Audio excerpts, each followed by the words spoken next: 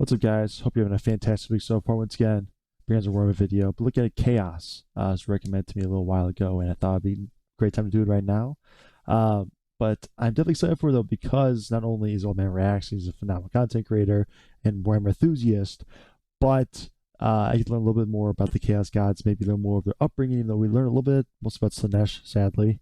But I'm always down a little bit, to learn more about Chaos and kind of like when, the biggest threat apparently to the Imperium and the Warhammer universe itself. So I'm definitely excited for it. Like always, please check out the original video in the description. Make sure to show some love. If you guys want content, if you guys want reactions, please hit the like and subscribe. Let's get to it. It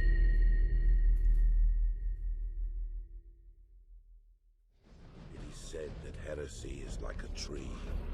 Okay, this is how we're starting it. While its leaves wave in the sun.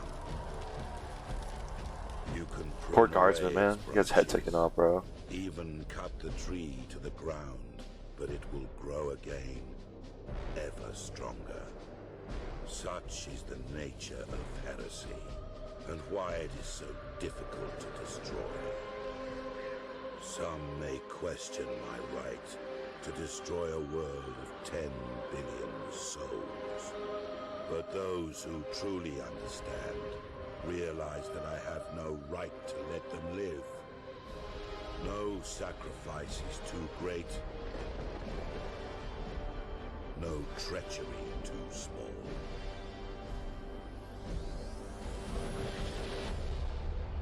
Oh shit.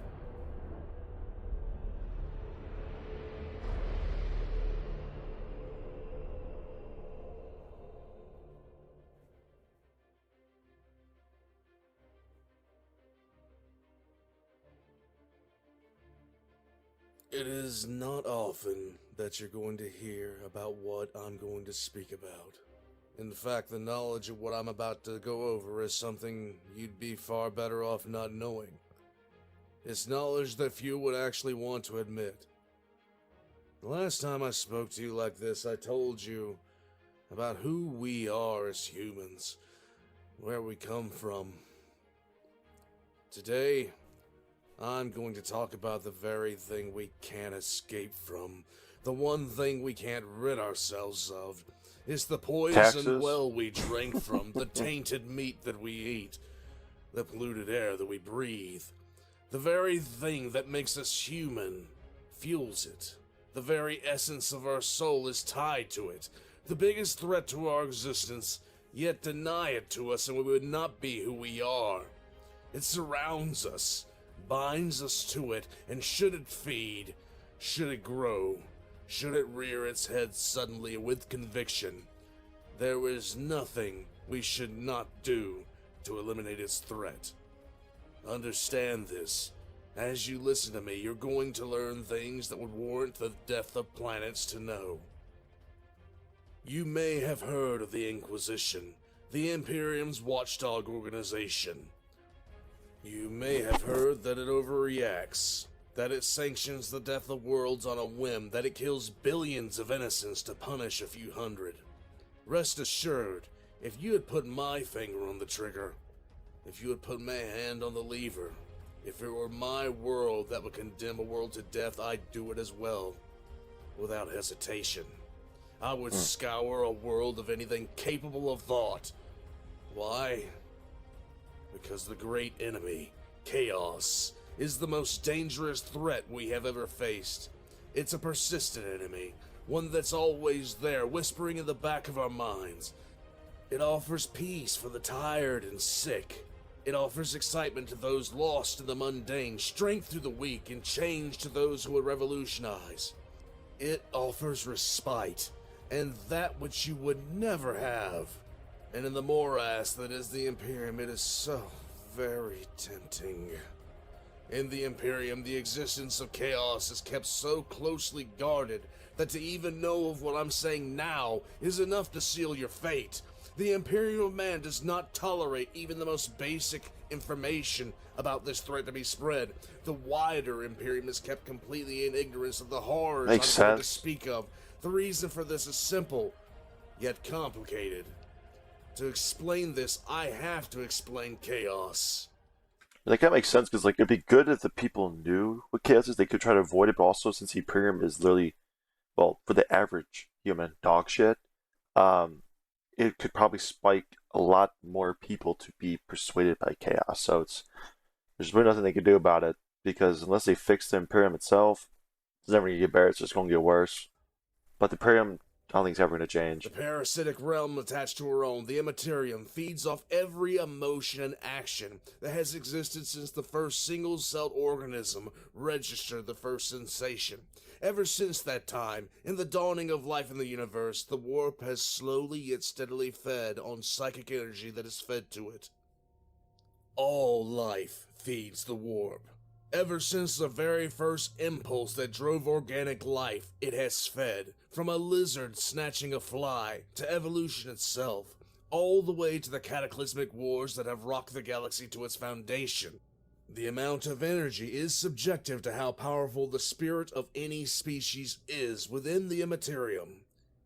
It might come as a surprise to you to learn that the warp itself is naturally placid.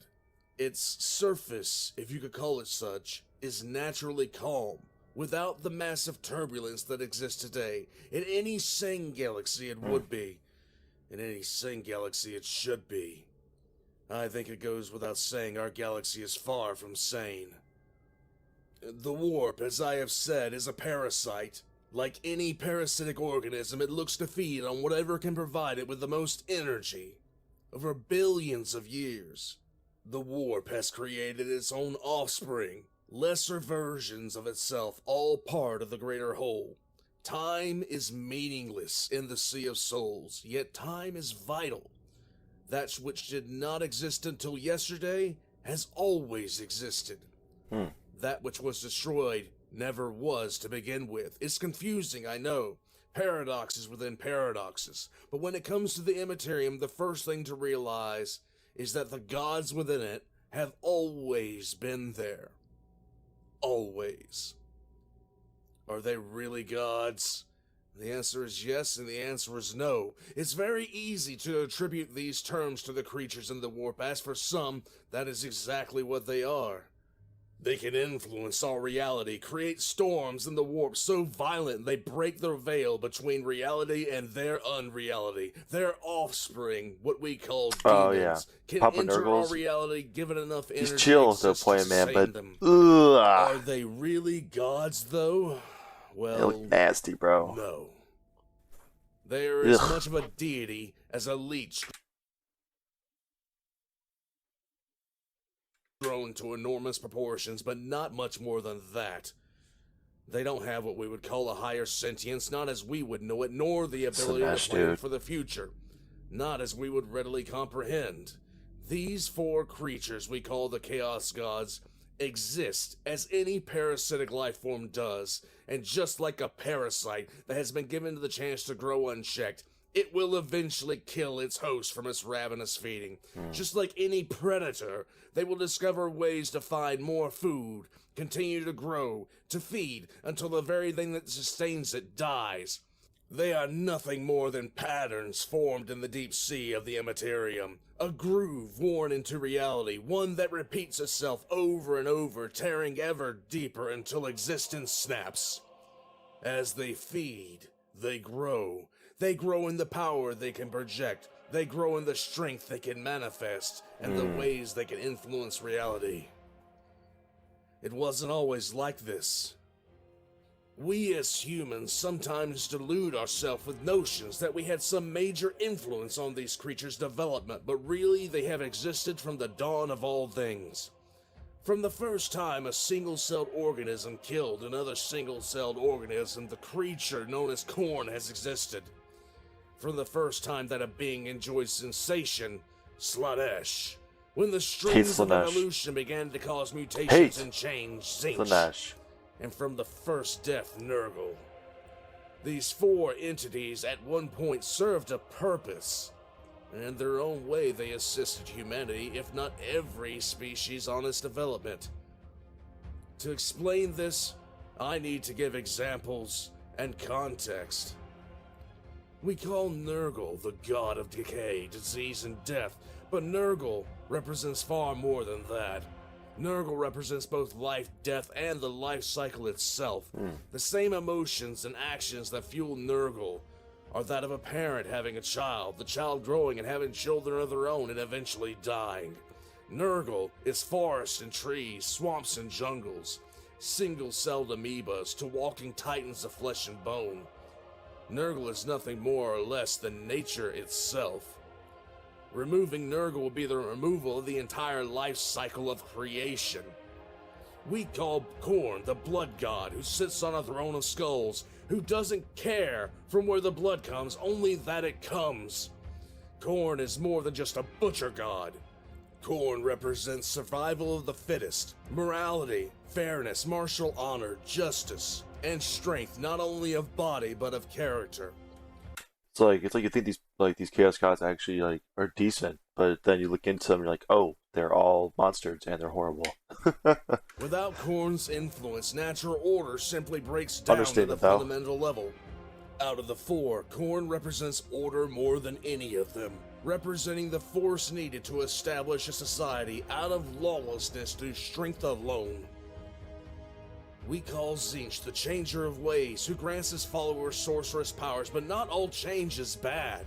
Without him, there would be no reforms, no new ideas, schemes, and no push to notice things that aren't right and need to be changed in the first place. Tzeentch's evolution, not only of physical forms, but also ideas.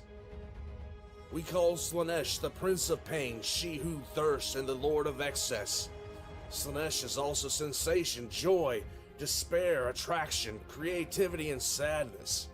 Slaanesh draws power from this, as well as other aspects of the other three. Khorne may influence the warrior and draw power from that warrior defeating an enemy, but the satisfaction of defeating the enemy also feeds Slaanesh. Nurgle represents and draws power from diseases that infect, but the despair of the sick also fuels Slaanesh. Tzeentch I hate Slaanesh, man. I hate Slaanesh. But the thrill of it also belongs to Slaanesh. Slaanesh could be considered to be made of raw emotion, and influence is the same in others. None of this sounds particularly bad. As a matter of fact, none of it is particularly an evil thing. In fact, in many cases, what makes life worth living is bound to these four beings. This is why they exist, these emotions and actions that are made from life and the things that give life structure as well as meaning. These four beings, the gods of chaos, provide the means and influence for these sensations to be felt, for these actions to be carried through, for the parent to cry tears of joy or sadness, for the warrior to find his honor and keep it close. On knowing this, the first question is why? Why is the materia, why is chaos considered the great enemy? What could be so threatening about this? About the Immaterium itself? None of this sounds evil. At worst, it's purely neutral. So what is it? What makes these four so dangerous? What is it that makes chaos itself so dangerous? The fuel of these warp entities, these chaos gods, are actions, events, and raw emotion. Okay. The more powerful the emotion, the stronger the response of others to what has happened, the more food that is produced. The more connected psychically to the warp the individual is, the more energy is created. The Immaterium is parasitic, and a parasite does not moderate itself. It will not slow itself down nor stop out of a sense of propriety or planning for the future. The parasite will continue to feed. It will continue to grow, and it will not stop feeding voraciously as long as it continues to be fed. No amount of fuel is never enough. No amount ever sates them. The more extreme, the more devastating, the more horrifying, the more treacherous. The parasite doesn't care how damaged the host is. It simply realizes that more food comes when conditions are met, then seeks to make more of those conditions. An echo that constantly refrains, and with each reverberation twists and distorts until it drowns out everything else. That makes sense, though. The warp, since the collapse of the galaxy-spanning human civilization, has been flooded with every manner of horror that has done nothing but gorge these creatures to bursting. Also, all the wars and everything probably doesn't help as well. Just saying. I mean, you know. Prior to the start of the Age of Strife, the warp was becoming more and more turbulent due to the actions of the Aldari Empire. Depraved acts of the purest hedonism, the complete disregard for restraint, and the pursuit of nothing but pure sensation from a species so psychically gifted that in the warp they appear as bonfires to our candles. It threw the warp into abject anarchy. When the Age of Strife began in earnest, the feeding frenzy of the Chaos Gods began in earnest, and it has never truly stopped. Genocides wiped out entire planets in bloody warfare, from the highest echelons of power to the beggar on the streets, to survivment, to change and adapt, to scheme and plot. Devastating plagues ravaged the stars from one end of the galaxy to the other end of the galaxy, wiping out entire populations and bathing worlds in fear and horror. All the while, the Aldari Empire continued to descend into further and further debauchery.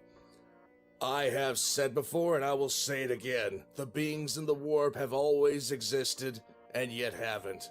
Names are powerful things. To name a thing is to label it.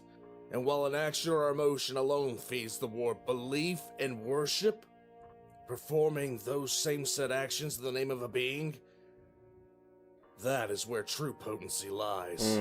Granted, names have been given to gods who filled the same purpose as the four, but to worship them, that is something else entirely. So that's why the Imperium tracks so hard down on all that. Knowledge of the Chaos Gods spread in the Makes sense darkness to a and point. strife. A torrent of power gave them strength. An energy they had gained from the actions and emotions pouring into the Immaterium was nothing compared to the absolute flood that came when humans and Xenos alike started invoking their names. Through whispers in the dark places of the mind, the four made themselves known. Cults started rising on world after world, even Terra itself, dedicated to the worship of these entities of the warp. You're doing Worship Terra, they're is the crazy. key. You would do this on Terra, you are crazy. Right in the middle of the heart of the Imperium, you're nuts. To perform You're an nuts. action alone means very little in the warp. A drop of water. Enough drops and you have a lake. Enough lakes and you have an ocean, the Sea of Souls. Worship, however, dedicating an act or an action in the name of, that isn't a drop of water at all. That's like a wave. Belief gave them rules, rituals, rites, and symbolism that all carry their own significance. Belief gave them the ability to project their power beyond whispers and urges. Belief gave them the ability to bathe planets in their influence, to corrupt based off proximity to their symbols, to override and to possess. Belief gave them power, the likes of which they had never experienced before. A deluge of the rawest and most extreme actions and emotions surged into the Immaterium.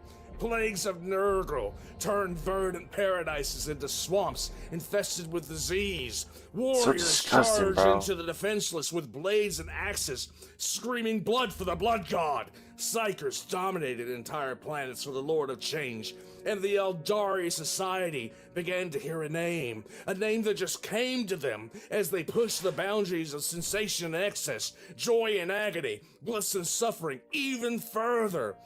The Aldari's actions thundered into the Sea of Souls as the very fabric of reality quaked. Finally, in the Immaterium, after millennia of being drowned in a sea of pure emotion, something that had not existed but had always existed finally Hate blinked. Slanesh, bro. As the Just- Age of Strife reached its peak, as the Emperor brought Terra fully under his Hate command, Slanesh, man. the warp finally hit critical mass, becoming so I wonder how much I've said how much I hate Slanesh. Like, if there's people like this, your first time watching this, like, and they keep on saying I hate Slanesh. I hate Slanesh. All right, from like the first time I learned of Slanesh, I've hated Slanesh. It's just, I don't know. It's just no. Just so no. bloated and volatile, the barrier between real space and the Immaterium was torn asunder. For thousands of light years, the Immaterium ripped into the fabric of real space, creating an open wound in the galaxy that has never closed. The Eye of Terror.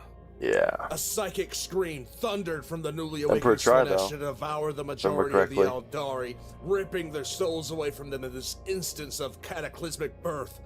The massive warp storms that had existed for thousands of years were blasted by a shockwave of pure psychic force. making travel to the Immaterium dangerous, but actually manageable for the first time in millennia. The Great Crusade of Mankind was a race against time more than anything. It was a race against time, against creatures that reside in a timeless space. It was the attempt to cut these creatures off from the main wellspring of power, worship, and belief. Are these beings intelligent? Oh yes, very much so. They have been around since the dawn of creation, and they know very well how we work, what we desire. In many ways, the beings of the warp know us better than we know ourselves. They know what we want. They know what motivates us. Because those things are the very aspects of their nature. Any hope we had of ending the threat of chaos ended with the event that terminated the Great Crusade, and the warp has continued to feed almost unabated. Unending wars of survival, diseases that wipe out entire planets, endless rebellions and revolutions, as well as the pleasure cults dedicated to escaping the misery of the last 10,000 years. They are all constant. And if the pyramids made their conditions like better and got rid of as much corruption as possible, which won't happen because the Imperium is the Imperium, it would fix quite a bit of these issues. You know, like if you're just a peasant, you're always fighting for survival. Well, that feeds the Chaos Gods. There's diseases, that feeds the Chaos God. You're trying to escape it with pleasure, that feeds the Chaos Gods, etc., etc., etc. You know, it's just, I mean, the Imperium should try to at least try to reform himself as much as possible, but they're so out of line ever since the Emperor went down that I just don't think it's ever going to be possible. That's why these endless wars happen, because they can't fix their crap.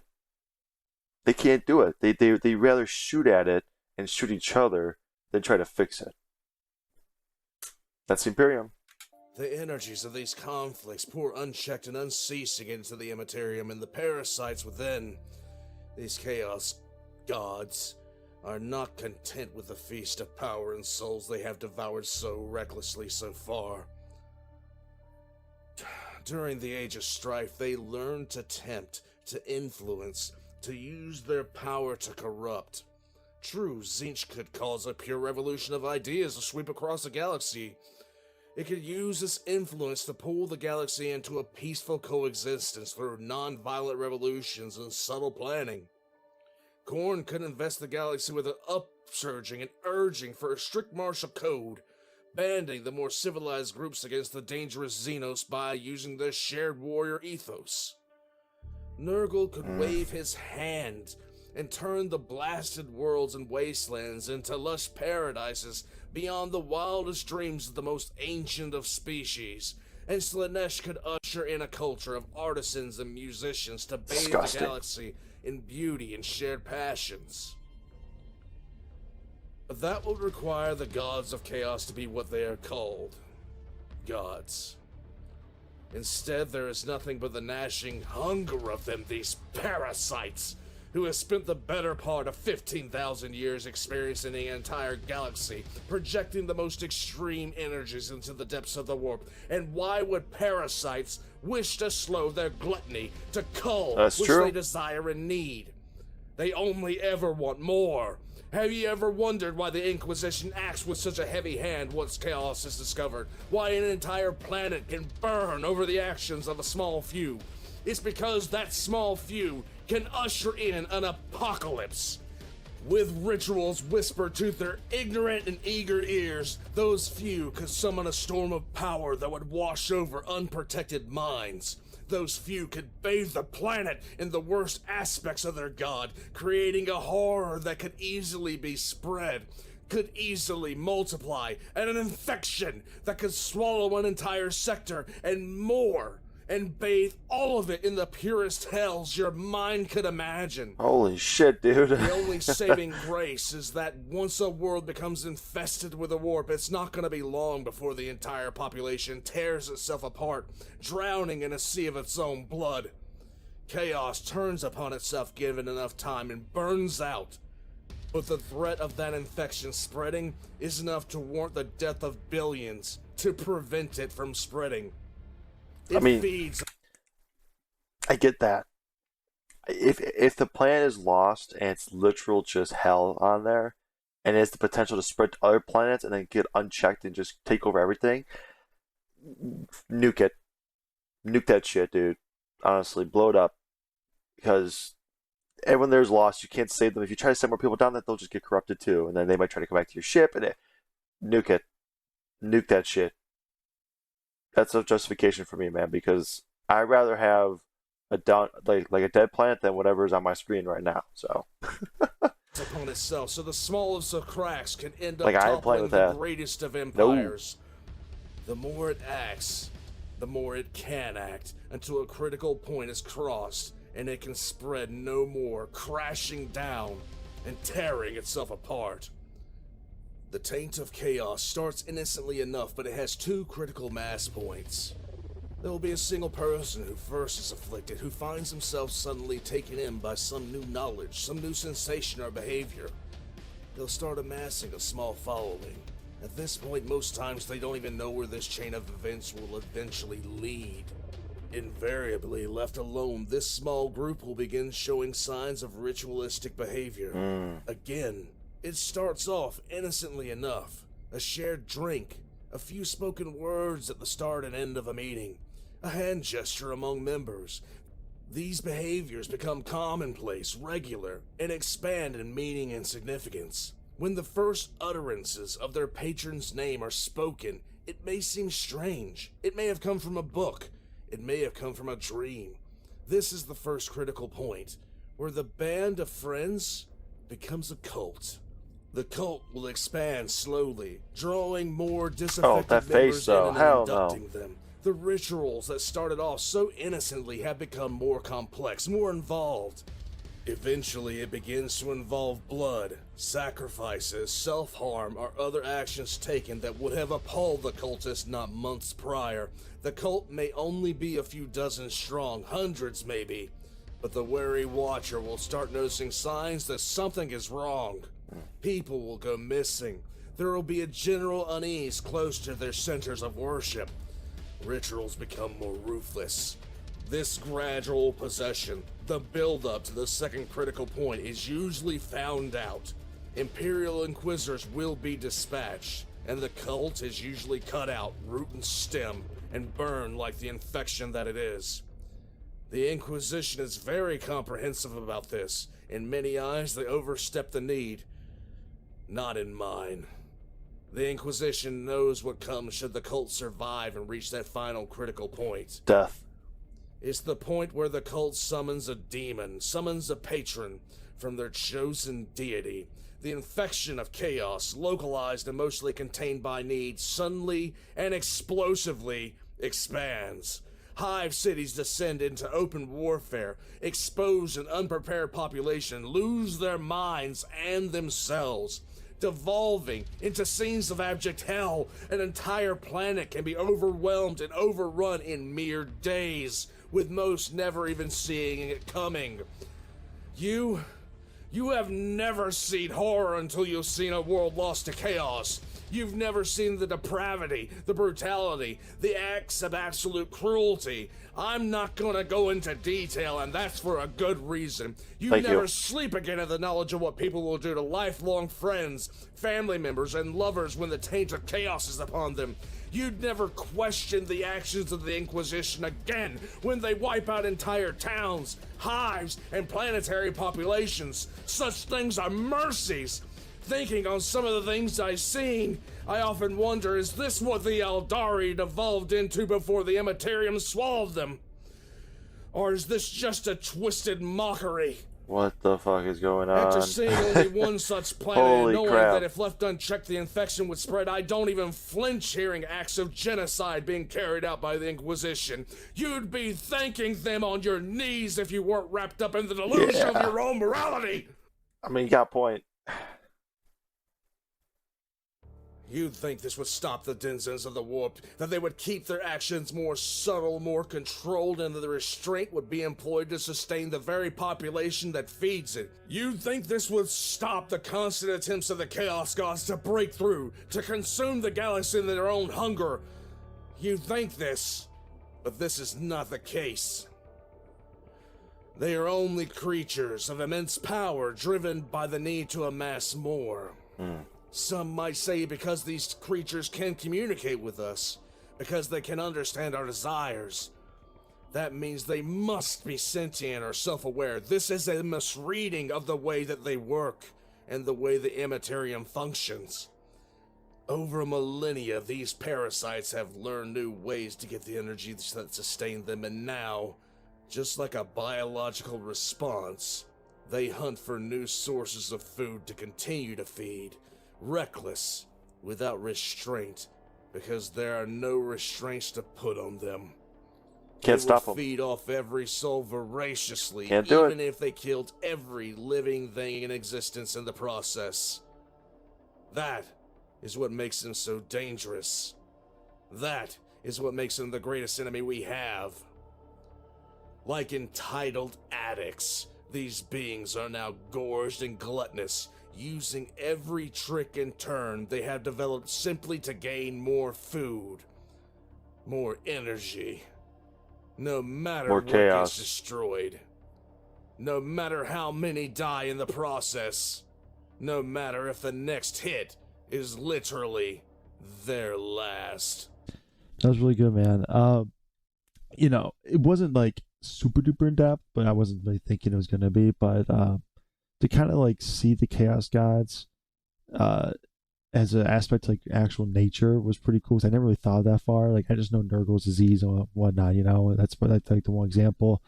But to kind of break them down, they fit very perfectly to nature, but at the same time they're also horrible at the same time. So it's like you can't get rid of them, but you also don't want them. You know, it's really weird, but it was a great video. I mean, all Man Reacts always knocks it right out the door. You know, he's as good as it comes, at least to my knowledge. So like always, please check him out in the description. Make sure to show him some love. If you guys enjoy my content, enjoy my reactions, please don't forget to like, subscribe. I'll see you guys next one. Take it easy.